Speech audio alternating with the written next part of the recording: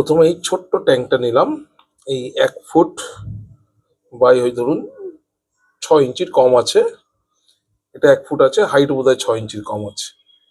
ঠিক আছে, প্রথমে এই অ্যাকুয়ারিয়ামটাকে পরিষ্কার করে নিয়েছি একদম ঝকঝকে করে, শুধু জল দিয়ে ভালো করে কাপড় দিয়ে মুছে টুছে পরিষ্কার করে নিয়েছি। এবার বালি দেবো, এর মধ্যে নিচে বালি দেবো।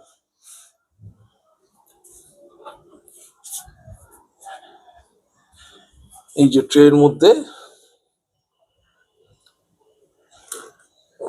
মধ্যে আমি বালি দিয়েছি। এই দেখুন বালিটা ধুয়ে নিয়েছি, একদম মোটা বালি, আমাদের এমনি বাড়ি ঘর তৈরি করার যে বালি, মোটা বালি। এবার এর নিচে হালকা করে অল্প করে একদম পাতলা করে বালি দেবো, বেশি দেবো না হাইটে। ঠিক আছে, কারণ কোনো গাছ টাছ তো লাগাবো না, একদম পাতলা করে বালি দেবো, যাতে শিমগুলো একটু, যে চিংড়ি মাছটা ছাড়বো সেটা একটু হাঁটাচলা করতে পারে। ঠিক আছে, তার মধ্যে কিছু এর মধ্যে ব্যাকটেরিয়া, বেনিফিশিয়াল ব্যাকটেরিয়া গুলো গ্রো আপ করবে স্যান্ডের মধ্যে, সেটাও একটা ভালো জিনিস। বেশি দেবো না, এরকম অল্প অল্প করে দেবো।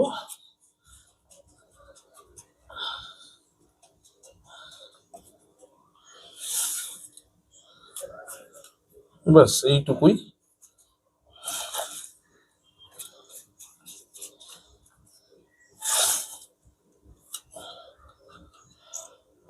ব্যাস, বেশি দেবো না, বেশি দিলে হাইটটা ভালো লাগবে না। ঠিক আছে, এরকম দিলাম মোটামুটি। এরপরে একটা জিনিস দেখাই আপনাদের। এই দেখুন, দীঘা থেকে এইগুলো কিনে নিয়ে এসেছিলাম আমি, এই যে ঝিনুকগুলো, এইগুলো দিয়ে সাজিয়ে দেবো। এইগুলো দেখা যাচ্ছে,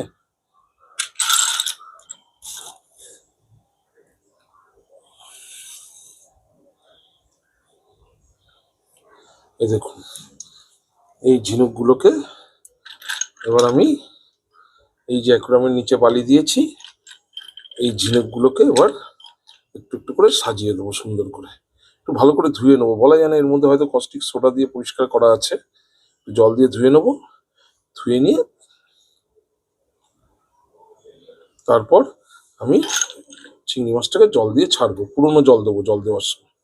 ঠিক আছে, আসছি আবার, একটু সাজিয়ে গুছিয়ে নিই, নিচে নিয়ে যাই অ্যাকুয়ারিয়ামটা, সেট করি, তারপর আপনাদের দেখাচ্ছি। এই হলো আমার ট্যাঙ্কের ওপর বালি দেওয়া হয়ে গেছে। ঠিক আছে, এবার বালি টালি দিয়ে দিয়েছি, পরিষ্কার করে নিয়েছি এই ছোট্ট ট্যাঙ্কটা। এবার এই যে সিনারিটার থেকে, এটার থেকে এটা কেটে নিয়েছি সাইজ মতন, দিয়ে এই পেছন দিকটা লাগিয়ে দেবো সেলো টেপ দিয়ে। এইভাবে এইভাবে লাগিয়ে দেবো। ঠিক আছে, দেখি এইভাবে।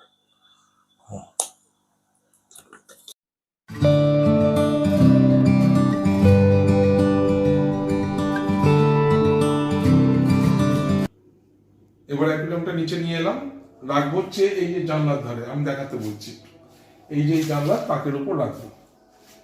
ঠিক আছে, কি নিয়ে এসছি কিন্তু আপনাদের এখনো বলিনি, আগে এটা সেট করি, তারপরে এটা আপনাদের কাছে দেখাবো কি নিয়ে এসছি।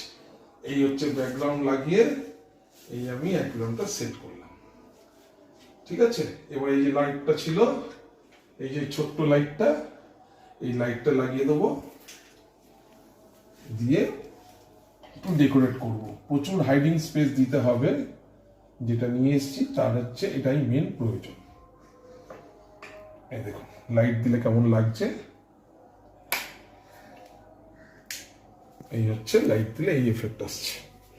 ঠিক আছে, এবার প্রচুর ঝিনুক দিয়ে সাজানোর প্ল্যান করেছি। এই দেখুন এইভাবে, এই ধরুন একটা এইভাবে একটা ঝিনুক দেবো। ঠিক আছে, এগুলো সব দীঘা থেকে আমার নিয়ে আসা ঝিনুক, জানেন তো, দীঘায় কিনতে পাওয়া যায়। এই একটা,